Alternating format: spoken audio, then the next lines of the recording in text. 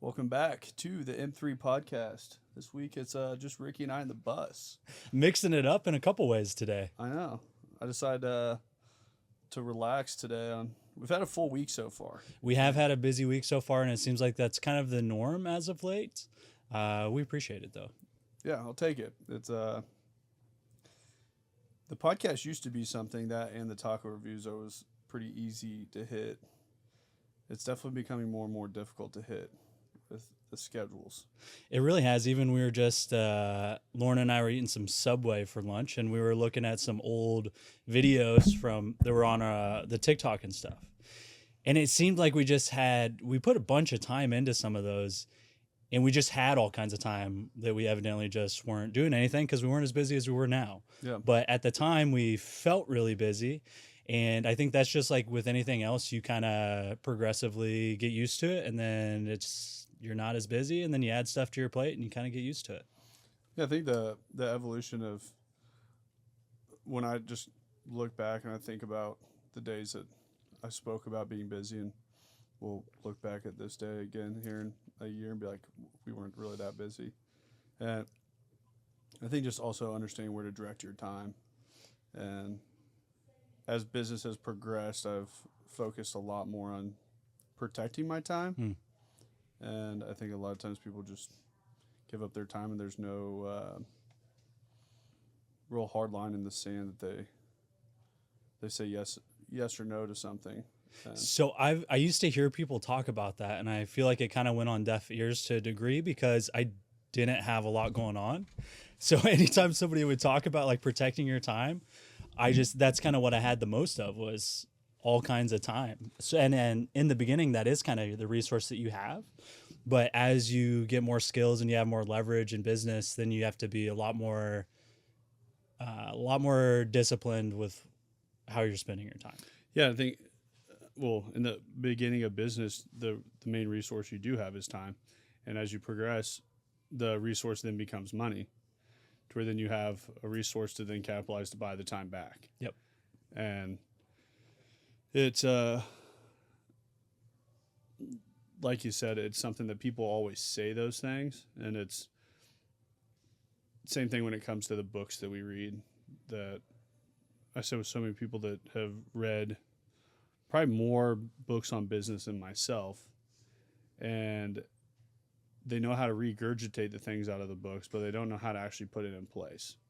And for myself, for a long time, I would read these books and I was like, yeah, I'm doing that. Yeah, I'm doing that.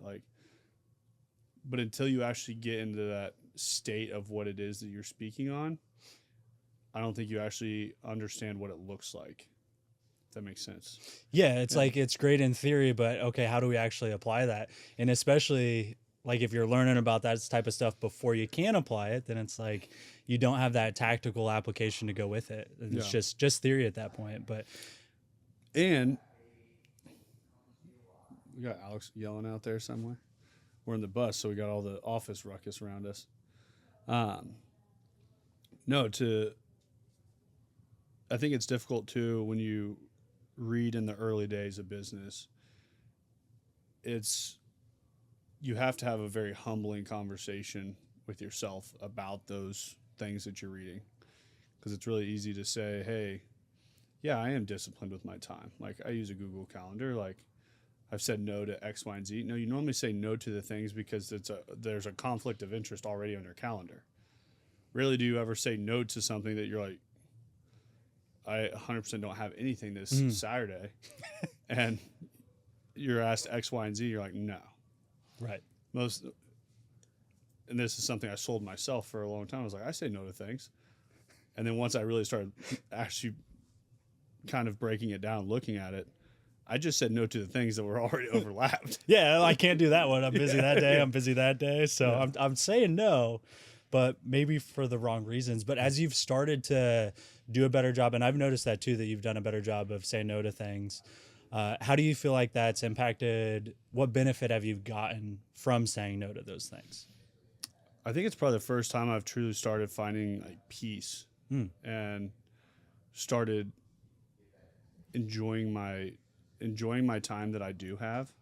I think majority of my whole professional career since I've started working. You can ask people around me, I've never been able to turn it off. It was something in the car world that I struggle with, is when I was around anybody outside of all I spoke on was dealership stuff.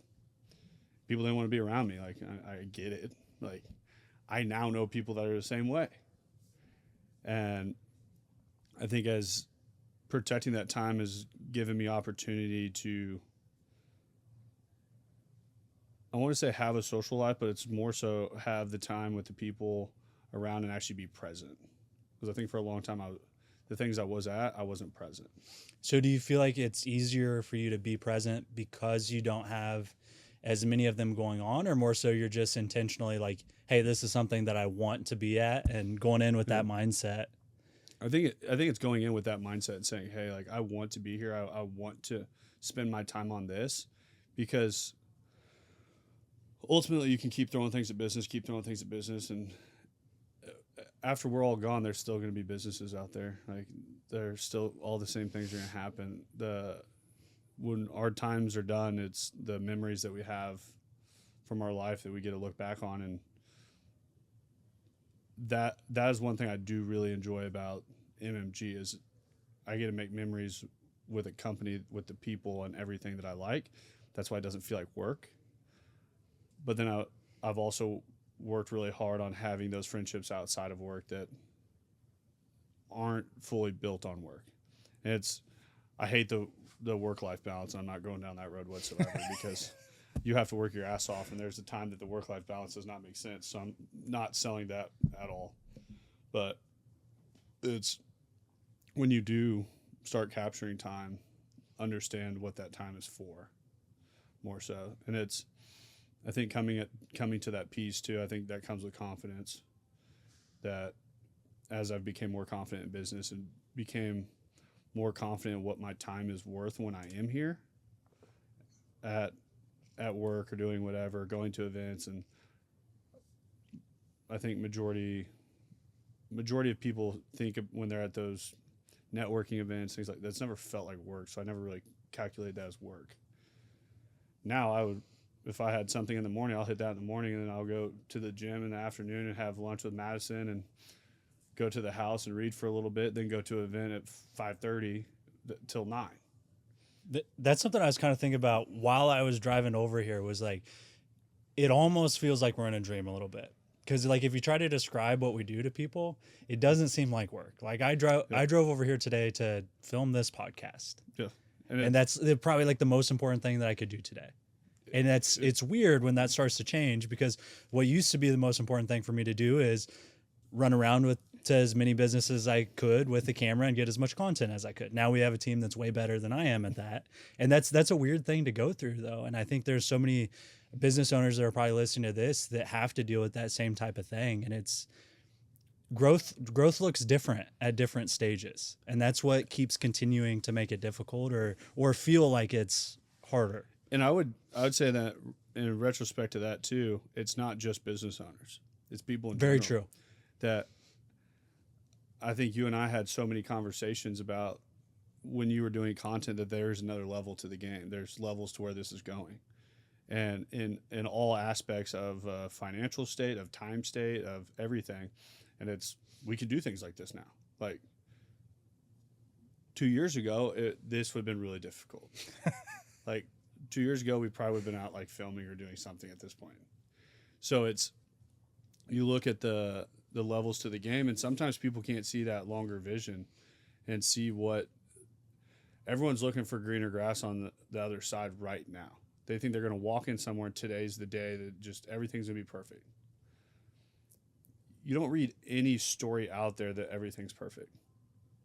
If everything was perfect from day 1 or chapter 1 to chapter 20, I don't think anyone would read that book. Yep. Where you look at what people go through, and you have to go through that hard time to experience the great time. Absolutely. And I think that's what a lot of people struggle with when they try to compare somebody else's circumstances. And maybe they start at level 10 on this proverbial success chart. Well, if somebody starts at level 10 and they're still on that level 10 and they haven't made any progress, they're going to feel really kind of similar to somebody that starts at level 3 and is still at level 3.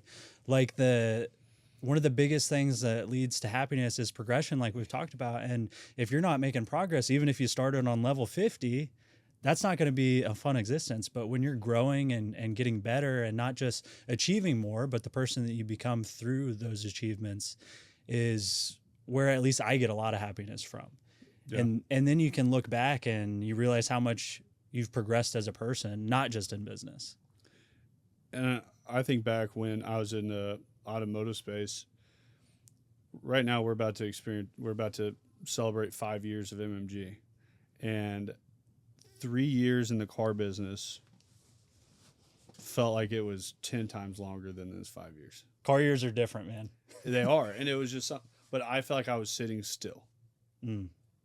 Like in every aspect of life, but it's like that same thing. But everyone looking in, I was at level 50. Yeah. I started at level 50. And it was, I took a different path. When I went to college, I took a different path of working and coming back home and working my way up through the dealership. And so I got to start at a different level than everyone right out of school. I had a different knowledge of credit and understanding how to leverage to buy the new home. I put the money away my last 2 years of college. Like I did all these things to lead to that. But then it's like I started at level 50, and in 3 years I'm still at level 50. And I'm watching somebody maybe start at 10, and now they're creeping up on like level 30 or 40, and I'm like, they have the runway in front of them to go right by me, which I felt like my runway was gone. Yeah. So that's why I feel like with this, it's hard sometimes when you're speaking to people and they can't see the runway right in front of them. And it happens all the time. We've had content people here. We've had people that have came through the walls that they just can't see it. And I think it's hard for me to wrap my head around that because I can see it so clearly. So my hot take on that, I think part of it is they don't have a clear vision for where they want to go. So they aren't going to have an understanding of whether or not the path they're on is the path they need to go on. And I think sometimes people can't find who they are. Mm-hmm. And sometimes, or I think most of the time, somebody gets on a train that's moving really, really fast. And I think the fear that lives in their head the most is that they're not going to be able to keep up with the speed of what's happening. That everyone around them is moving forward really quickly. People hate the unknown. People hate going somewhere that they don't understand. To where they would rather revert backwards. That I made a story about this. Most fight the fight not to win, but not to lose. I've always, just the mentality that I have, I want to win. Like it's a winner's mentality. Most people, if you think about it, if you went out in a game with 10 people in it, you said, I'm just here not to win. Or I'm just here not to lose. I'm not going to fight to win. I just don't want to lose. Like, that's a crazy mentality to think. I don't care how many people I'm lined up against. I want to win. 100%. And I think when you get people in a work environment that's very aggressive and moving forward, the people that aren't cut out for it feel like outcasts. They don't feel right. They feel uncomfortable that something's going to happen and they can't keep up with it. That we look at what the movement of 12 months has looked like for us in the past 12 months. Wild. In the overall movement. Do I fully understand and know like what the next 10 steps look like? No. I'm telling you, I'm navigating the unknown waters with everyone else. But I want to go into those unknown waters with people that are confident in just the skill set that they hold. Because majority of the time, I have more confidence in the people in them than they do themselves. And when I get those people around me and I can get them to then believe in themselves as much as I believe in them, game on. That's when I feel like true things just start happening. And I look at our leadership meetings that I get asked a lot of questions about our leadership meetings at MMG alone. And they're like, why'd you start a leadership team? was like, well, I was fucking up a lot of things. So I'm like, I feel like I need some more eyeballs on it. Like, and so then they start asking, they're like, well, you just have a bunch of yes men that sit there. I'm like, no, absolutely not. It's not that. I'm like, leadership in the early days in the garage was more closer to fist fights than anything else. It's gotten a lot more productive since It then. has. Like, Alex has brought a lot of like actual direction to our leadership meetings. Direction is very important. But I don't want everybody to agree with me. Yeah. And I want the other viewpoint of it. That's what makes all this great. Is this isn't just my mind anymore. I can have that crazy vision up there that's the North Star that we're going after. My crazy vision doesn't get us there. Like, the crazy vision is just what everyone can keep their eye on, but it's all the day-to-day that takes place that actually yields that as a result. And I think that's what gets lost in a lot of it is I'm going to say the younger generation more so just wants this immediate overnight success, but it's also pitched to them all day, every day on TikTok and Instagram. And they're looking at 21-year-old YouTubers that are making $10 million out there. That does make it tough. And I mean, we didn't, or at least I didn't see it as much when I was growing up, but I still saw some of that. I was like, oh, that kind of lifestyle is possible. And that can be a powerful tool to kind of plant those seeds. But at the same time, yeah, the other side of that is now we're in an instant gratification world. And it's like, oh, well, why isn't my life like this one highlight of this random person I don't know any of the context of? Why doesn't my life look like theirs? And it's, well, they probably took a lot of action that they didn't post a social media video about. Yeah. You just missed all that part. It's easy to post the highlights of everything. It's crazy when I run into people that they now look at MMG as like this overnight success. They don't look at the last 5 years, and they don't look at the years we were in the basement and everything else that we went through. And it's one of those things that experiencing it is you can't put words to it of what it does to someone and what you face in being in the arena actually. And I pretty much brought the whole leadership side and said, hey, I think that's one of the reasons I run with as much confidence as I run with is I don't feel like I'm ever standing in the arena by myself. It makes a big difference. It does. And I feel like I've been very clear and I've been very, very transparent with the leadership side more so. I don't think everyone company-wise will always understand from a financial state, things like that, everything that goes on behind the curtain, and they don't need to. But the leadership side being there with me and saying like, hey, this is what's happening. This is what we have to do. This is where we're at. Like, it makes it to where my confidence just runs a 10x multiplier after discussing with people that I truly trust too.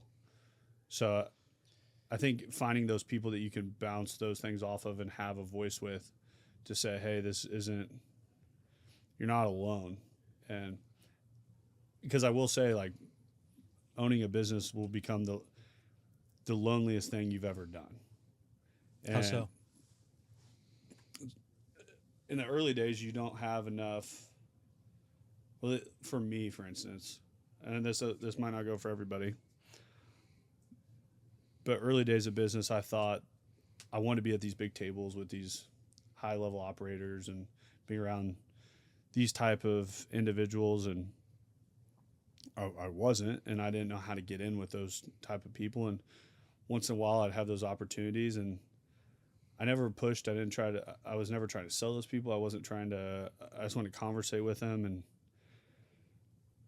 to get into those rooms, you have to have the action, because those people are going to read the action, not the words. Those are rooms that once in a while you can bullshit your way into one, but they read right through it. The people putting action in place every day are the ones that make it there. And I think in the beginning, I kind of separated a lot from the people I was around in college. I've separated pretty much fully from anybody I really knew in high school, minus select 2 or 3. Not in a bad way, but our lives just look way different. I'm I feel I'm very motivated, very driven on where I'm going. Like, I'm not going to settle. I feel like a lot of these people, they took their jail sentence and they put it up, and that's what they're going to do. And so then you break away, then all of a sudden, those are the people that are going to say, hey, you changed, you're different. And I heard something really good just recently. I think it was from Chris Williamson. And he said that the only reason that people say you've changed is because they don't know how to say you've grown. mm-hmm. And I thought that was such an impactful way to look at that. Yeah, and it's so true, and I think that's one thing I've really enjoyed with MMG is I feel like everyone has grown around me to where I don't feel like I've separated from the pack. Where it was something my biggest fear in life ever is becoming really successful and having nobody around me. Because I know people out there like that. And I think there's a difference from growing a company from ground zero all the way up and experiencing it. Then there's some people that just randomly hit almost equivalent to a lottery ticket. Mm. And you see it in software. You see it in some different lines of business where people hit something, they catch it big, and they sell, and then it's like they have a bunch of money. And I think when somebody goes from 0 to 1,000 overnight, they don't know how to run with that kind of money. They don't understand that kind of life. Like it's just so different. And when you skip a big chunk of the battle, sometimes you're going to miss some of those lessons that battlefield is going to teach you. So some of the business owners that you run into that do have a little more of those battle scars and have been in the game longer might have some more of that wisdom, and hopefully one of the things that come with it is this skill set on how to help the people around you grow, because ultimately that's kind of becomes part of the name of the game. To grow the business is helping the people around you grow. Yeah, and I think you see it a lot in pro athletes. You see it where they get huge chunks of money out of nowhere. They don't know what to do with it, and that's why so many pro athletes end up bankrupt. That you look at the average person, that you put somebody we went to high school with in here, say, hey, I'm going to give you $20 million. Like, oh, I'll never go broke. And somehow in 5 years, that person's bankrupt and broke as a joke. Like, it's crazy to me that happens.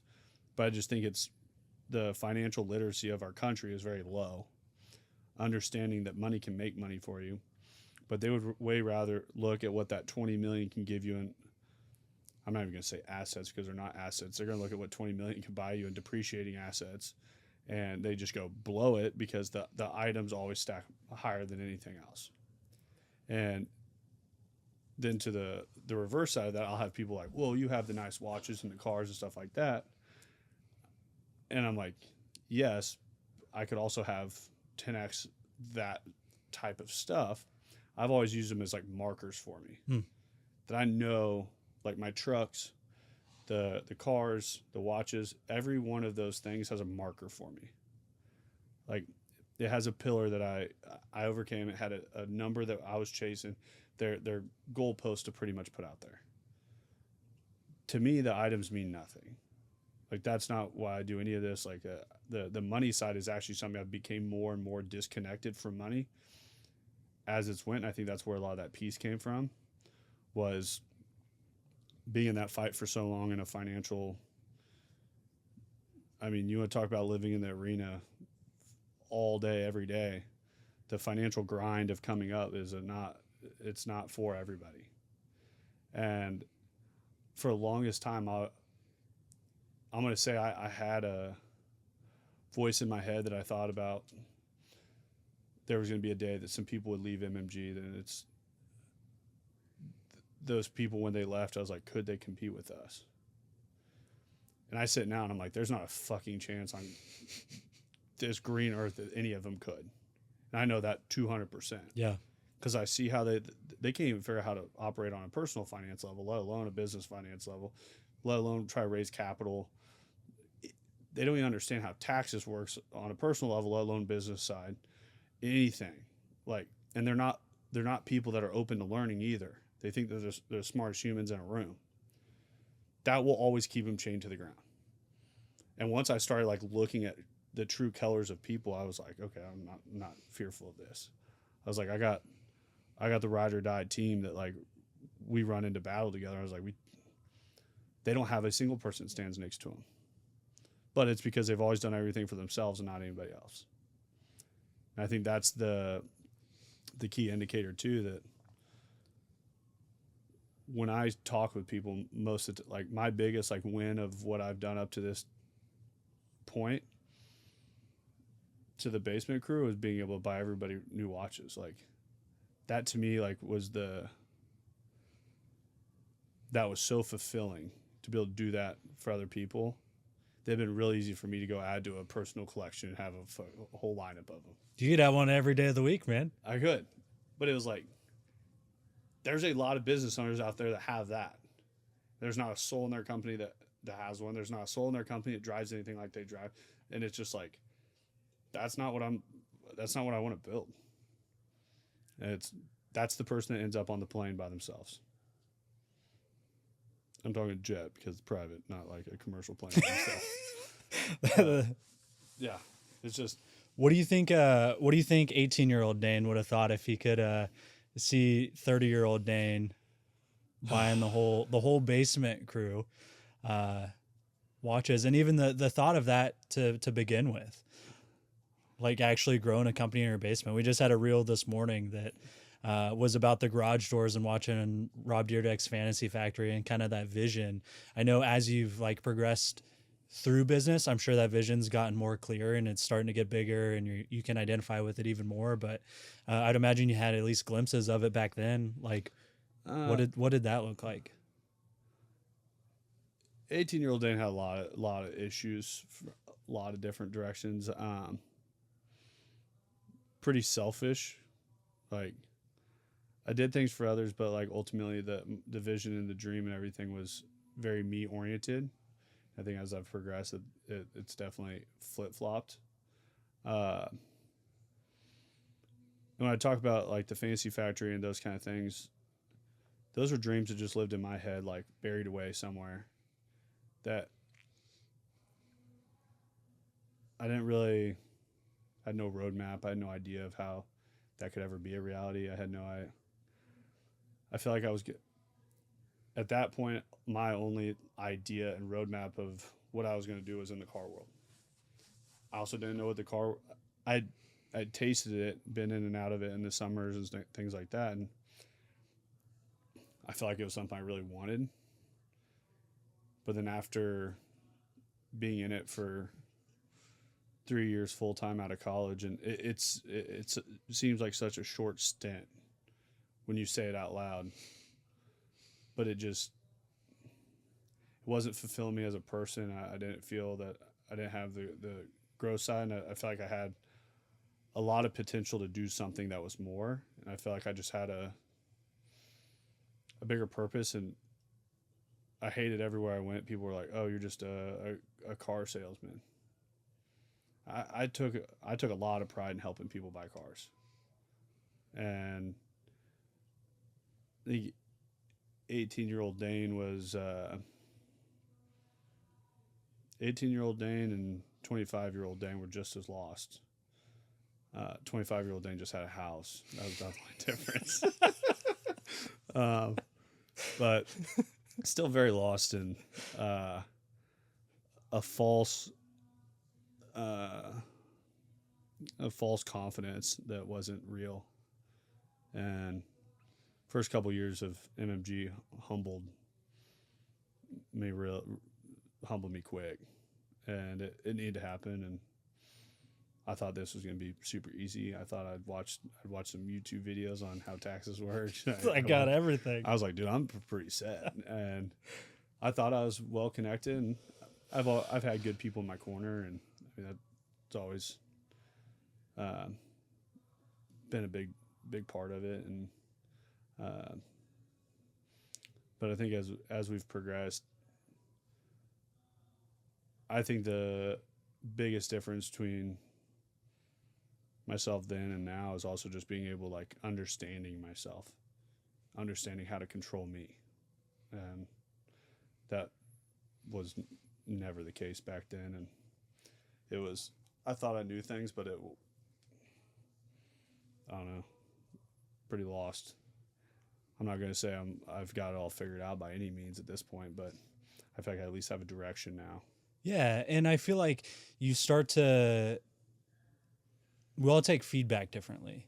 And we start to realize like it's not about being right, it's about getting to the right answer. And however that happens, it doesn't really matter. Just as long as we get to the right spot, that's what is important. And that's something that I've dealt with myself as well. Like feeling like I've always grown up as in school and everything, somebody that's had the right answer. That there are multiple ways to do things, and it doesn't always have to be your way. Yeah, and that's something that I think as so many people speak on the business side, I think I've progressed more as a friend, husband, and all of that forefront, probably almost more than business, from what business has taught me. But to that point, that winning mentality, people take it into every aspect of their life. And that winning mentality that I had, I used it on everything. I didn't understanding controlling that it's not for everything. If you have a wife, you don't need to win against her. Like, Matt and I do not argue, like, at what outcome is me beating Madison any sort of win? Like, there's not a win in that. And I think so many people in a relationship ends up being, we're on the same team. I don't want to beat her. Same thing, like we both want the same outcome. That's why we run so well in parallel with one another. That she has her business. She does really well in business. I have my business. I do well in business. And it's like, but when we speak and we have different viewpoints on things, like, I'm okay with it. Doesn't mean I need to argue with her to try to beat her. Same thing. There's not like a day that I come in and you see something differently than I do. And I'm like, I need to argue Ricky. That we could have both the exact same outcome. We just have a different way to get there. So neither one of us could be right. And so a lot of times with perspective, and our buddy and now friend Kendall Gammon, former Chiefs player, talks about this a lot, is the two people can be looking at the same thing, but if you're in different spots in the room, you're going to have a different perspective on it. And considering all of the context that you have, you can be like 100% accurate. Well, I know based on all the information I have, this is correct. And the other person can say the exact same thing, but they have different information because they're looking at it through a different perspective. So when you can combine those different perspectives, you're going to get such a more clear picture, and the end result is probably going to be even better than either of the two because it's a combination thereof. But when you have a group that's headed the same direction and is all looking at that same vision, then that's how you get those multiple perspectives. Yeah. I think myself years ago, and I'm not going to say years ago, I think I just recently became a lot better at this probably in the last 12 months. But understanding that there are different ways for people to do it. That I used to be like, it was going to be this way or no other way. Like I was going to rule with an iron fist and this is what it was going to look like. And I've become much more open to saying, there'll be things that are presented in leadership that I don't always agree with, and sometimes I just let it ride. I'm like, you know what? We'll see if it works out. And then sometimes it works out great, and I'm like, they got to where I was wanting to go, just a completely different way. Like so.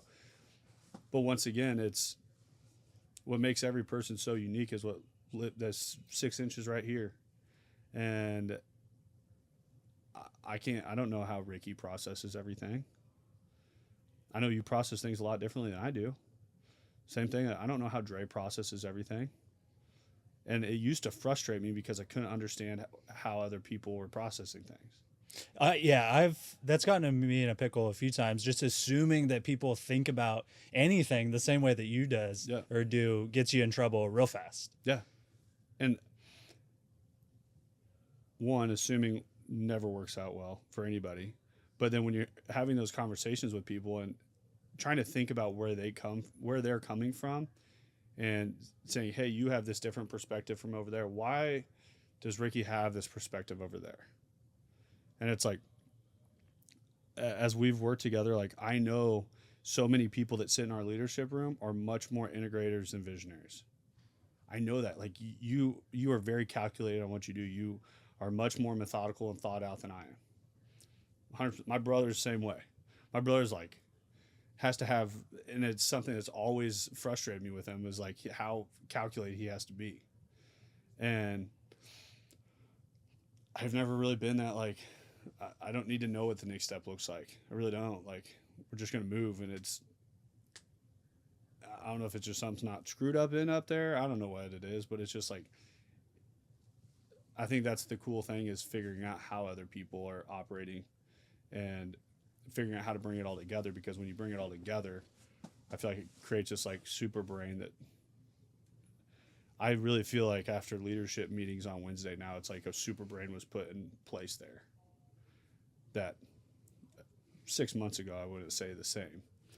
But I feel like it's came to a point that I really feel like it's kind of happened over the whole company, that it's the first time that we can have conversations with anybody that are the hard conversations. People aren't offended. And it's because people all have the same idea of where we're going. And it's constructive.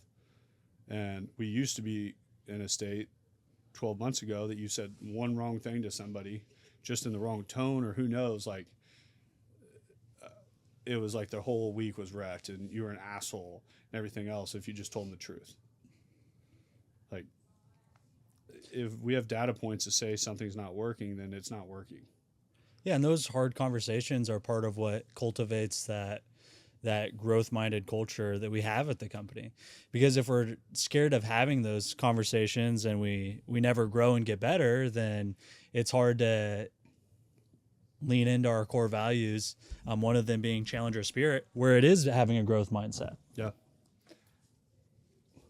I looked at my watch and freaked out there for a second, because we have a 3:30. I'm still on Florida time on my watch. Oh, man. I was like, oh my I God. saw you look at the watch, and then I second guessed mine. I was like, have we been podcasting for that long? There's no way. Yeah, I was off. What do you think, just from like a motivational standpoint, kind of the driving force each day? I feel like I've seen in the last 4 months, like, another gear that you hit. Yeah. What would you say, like, kind of the idea or the reason behind that and everything else? Yeah. So I've always been really interested in personal development and like self-awareness. And I've always been kind of a quiet kid. So like in kindergarten, I wasn't a kid that would be crazy misbehaved or stuff. I was like little more mature than most kids my age. And I thought through things quite a bit. And part of that became getting into self-development at a pretty early age, or personal development. And I used to do that all the time. It kind of became part of my daily habits, was to read something, or I was always listening to something about growth. And it was kind of a main focus that I had at the time. And I would have a really big goal. One of the earliest visions that I can remember is having like daydreams of driving a fast, cool black truck and being married to Lauren, which was my third grade crush at the time. And I would have like flashes of visions of stuff like that. And I would daydream about it for a long time and kind of like build those realities in my head to a degree. And because of that, I took a lot of actions that most people probably wouldn't take. Like, and when I was in 5th grade, I wouldn't take my shirt off at the lake because I was out of shape and chubby and stuff. I probably just hadn't hit puberty yet, but that's the lens that I saw it through. So I got into the gym, I got into running and stuff like that. And I saw the agency that you can have in your life and the control that you can have when you actually take the time and do the hard things that not everybody else is doing, and the impact that can have in your life. Then I started getting good at sports and everything like that. And I've never drank alcohol. My dad was an alcoholic growing up. He's a lot better now, but at the time that was really hard. So that was another choice that I made that was different.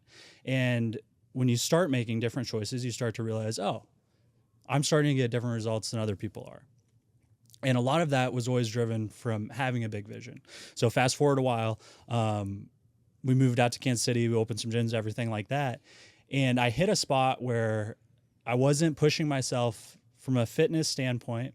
And I kind of got lost in the weeds of just focusing on the day to day without having a bigger picture of what was driving me. And that was really hard. And also coming off of like not being in the gym, not having fitness, not having a bunch of stuff that was going for me, I lost sight of those daily habits that have kind of driven me.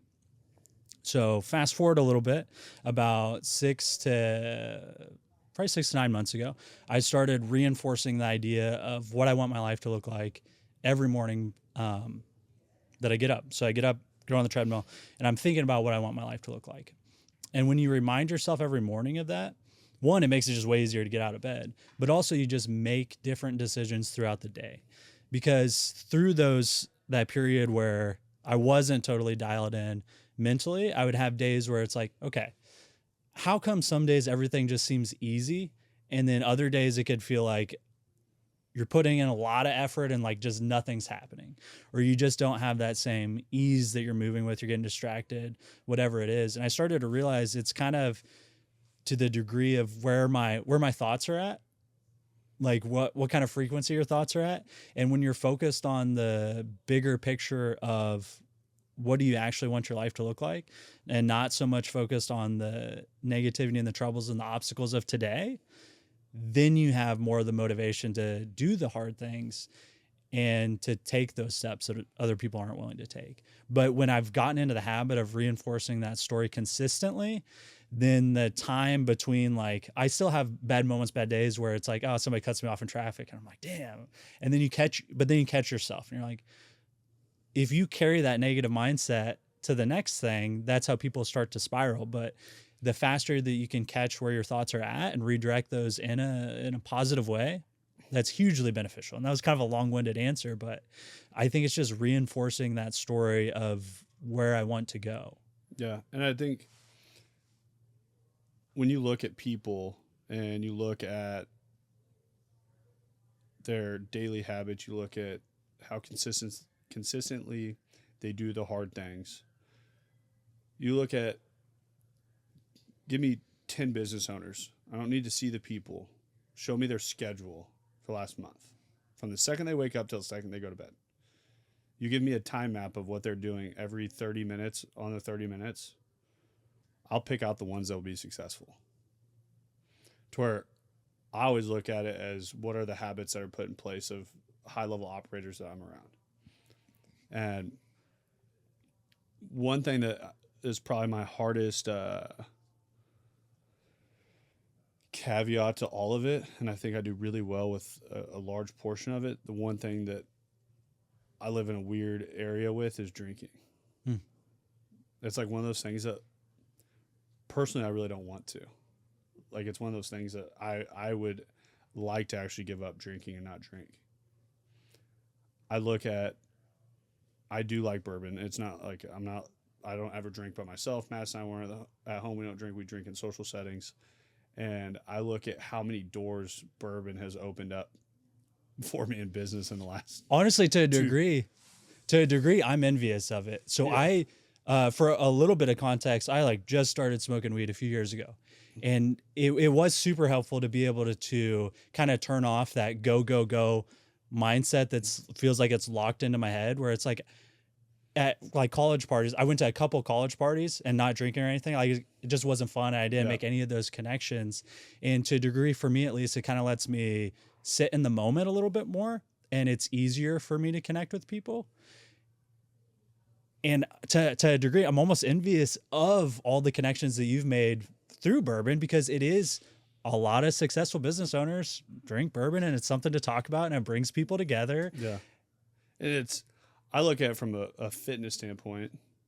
Not even like, I don't think bourbon's been like a huge like unhealthy thing, but I also just know alcohol is not good for your body. And it's bourbon and cigars are just something that I do with so many business owners. And I sit in rooms that sometimes I look around, I'm like, how did I end up in this room actually? But it's just like it's a weird state that you have something that's such a business driver And I know that there's going to be people out there like, oh, you can say no to anything, but just go do that thing and not drink. I'm like, yeah, if you're in a room with 4 people and you're the only one not drinking and doing like whole like bourbon tasting when 75% of what they're talking about is bourbon, you're probably not invited back to the next one. Yeah. Like, just kind of weird. Like, love Ricky to death, but Ricky's not going to probably be invited if I have like 2 buddies I'm taking to a bourbon tasting. Like, I wouldn't be a great person to go with. But it's, I don't know. But I It's also think you can be really healthy and still have bourbon and cigars. Correct. Also, though, I've been working on my diet much. I'm going to say I was missing the mark on a lot of them. Drinking is not the only one. But to the drinking point, when I'm not drinking, I can tell how much clearer my head is, how much clearer my thoughts are. But what I will say that I used to have the same problem with the go, that I used to use alcohol more as that kind of same thing that you use weed for, is I could drink and it would like slow my head down. And people that don't know what that feels like, I don't think they understand. Because there's a lot of people I think go through life and their head doesn't run at 5,000 miles an hour all day. That's also something that I didn't realize at all is Adam described it as head up and head down type people, I believe, but essentially just like it's the way that people view the world, and it's very different. And yeah, a lot of people don't have a million thoughts going through their head 24/7. There's people that like I've talked to. I'm like, what'd you think about when you drove into work this morning? Like, nothing. I'm like, what do you mean nothing? Like, I was just kind of watching the sky as I drove in. I'm like, I was like, I've ran my calendar through my head probably 45 times before I got here. I was on 2 phone calls. I'm like, this needs to be done. And it's just like a list of things. And when I talk about controlling myself, I can actually turn that down now. And I think that piece that I was speaking of has came a lot where I've been able to turn that off now to a degree without alcohol being the generator to do so. Are you being intentionally being more present, or what's the kind of thought process that you work through to tone down the macro scale of, hey, let's go conquer the world, to hey, it's also just Wednesday evening,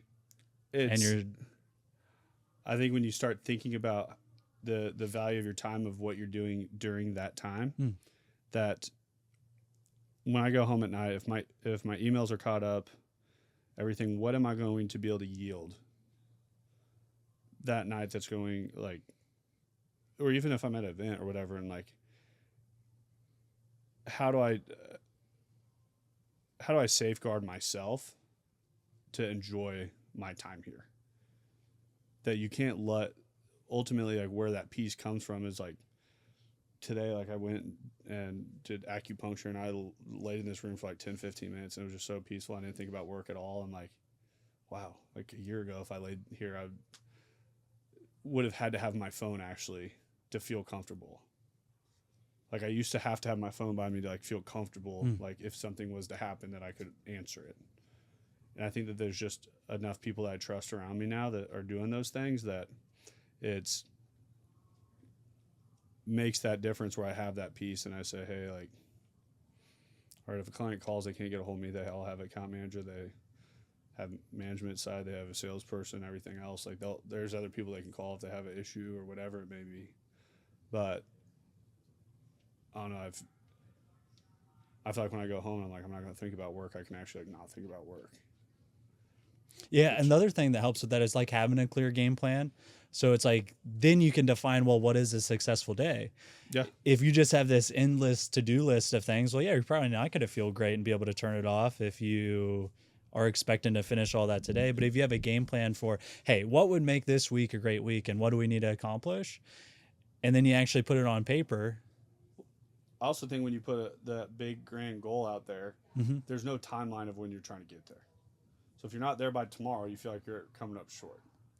To where it's, once you start putting those markers in place and putting a time frame on it, that it's the same thing. Like, if you hear people out there and like, I know some fucking dudes that say it now, say they're gonna be a billionaire by the end of the year. They said this shit last year, that they're gonna be a billionaire by, they still can't make their car payments. You sound like an idiot saying that stuff because nobody on the planet has actually done that. To where there's no roadmap of how to get there. To where it's the actionable steps that are put in place to get you somewhere. As long as those markers are hit every single day, that goal, that vision that I have out there is going to be a reality. I just have to stay the course, and I have those markers that I know that I need to be here by this time. So if we're on pace, me driving myself bonkers on a Wednesday night, it's not going to help us get there. And it also comes to a spot where, as a business owner, I think there's a lot of markers or a lot of people in business that need to set these in place too. It comes to a point where mathematically your hours in a week can't fix the equation.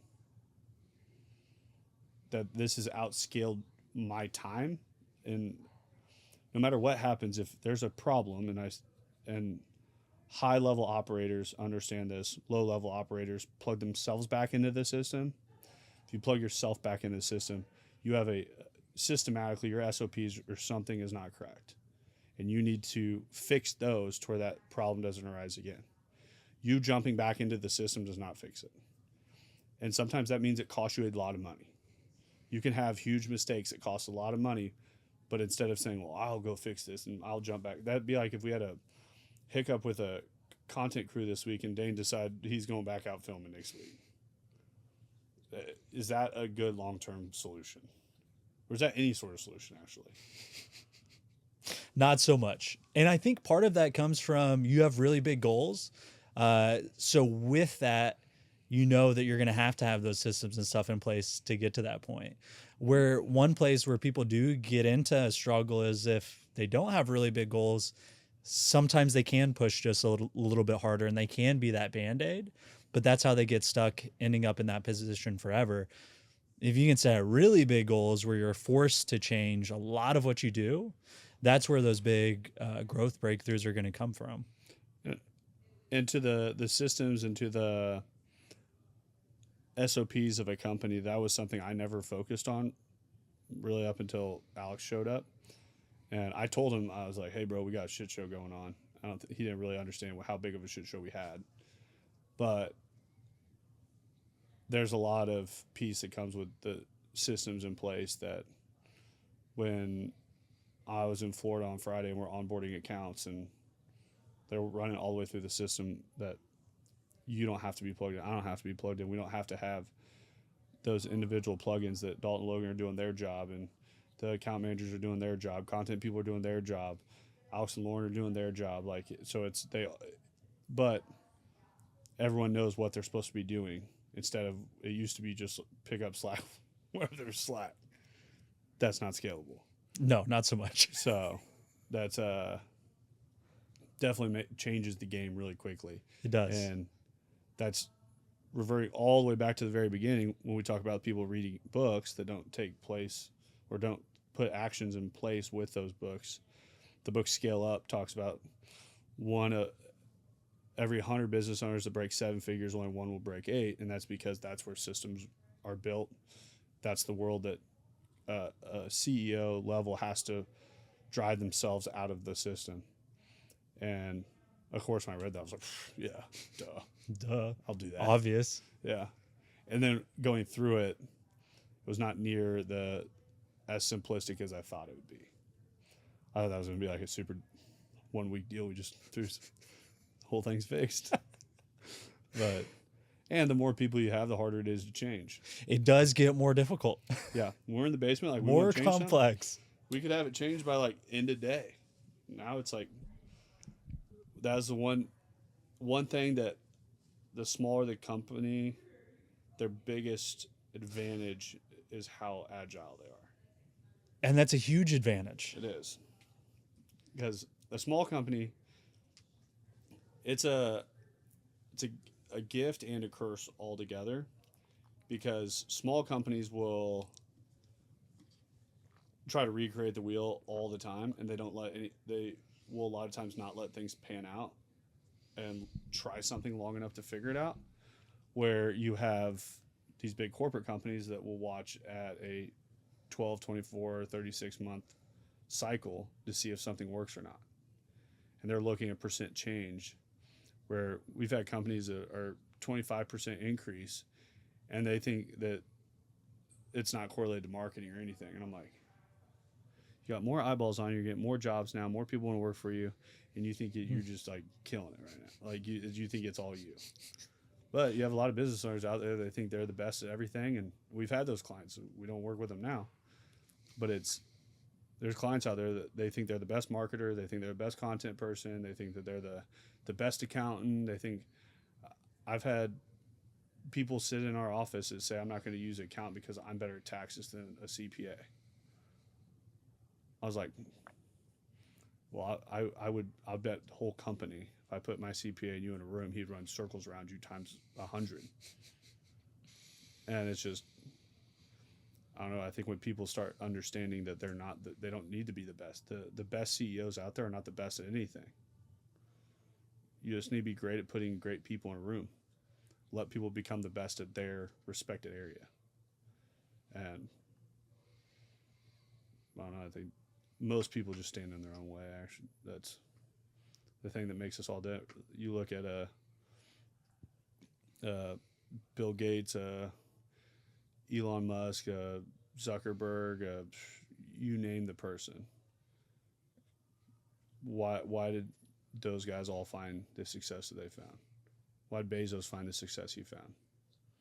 Does he have some physical attribute that makes him better than other people?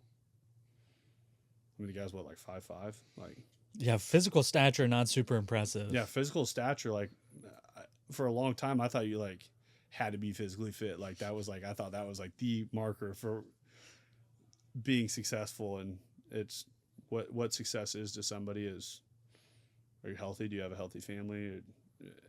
You have all those things. Can you control your time?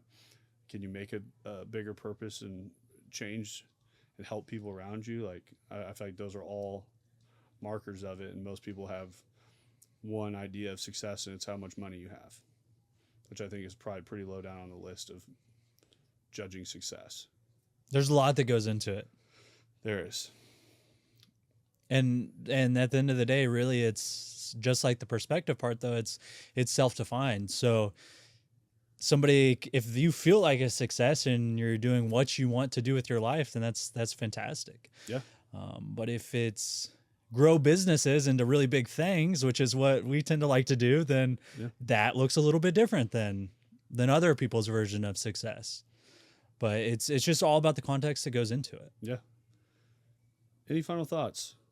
I like this. I think we should do more of these types of podcasts. I think we're going to start doing more of these, sitting down, just discussing what's happening. And I think always discussing these kind of things just keeps your hand on the pulse. And same thing with people listening, like just listening to this kind of stuff that I listen to a lot. I don't listen to podcasts when I drive. I listen to Audible books when I'm driving. I listen to podcasts when I go to bed.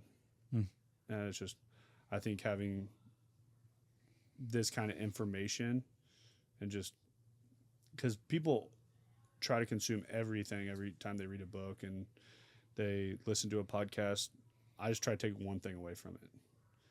Because if you're going to, I do the same thing when I watch movies, when I, like anything I do, I try to take a value point away from it. That I watch new movies, looking at how people are filming them, looking at how, what kind of stuff is coming out on streaming platforms. Like, is it more comedy stuff coming out right now? Is it more documentary style stuff? Like looking at those, I think like sometimes watching those, they put a lot of money into research and figuring out why people are doing what they're doing and what they need to be putting out. So I just try to take away from all those things, and those add up just to make you more educated on what you're talking about. So yeah, we'll definitely be hitting more of these, and we got this busted in the little office, so might as well use it. We might as well use it for something. Yeah, we got multiple podcast studios around here, so we need to be doing more of these. But that was fun. It was. That's M3 Podcast. Peace. Thanks for listening to the M3 Podcast. Be sure to subscribe so you don't miss the next episode.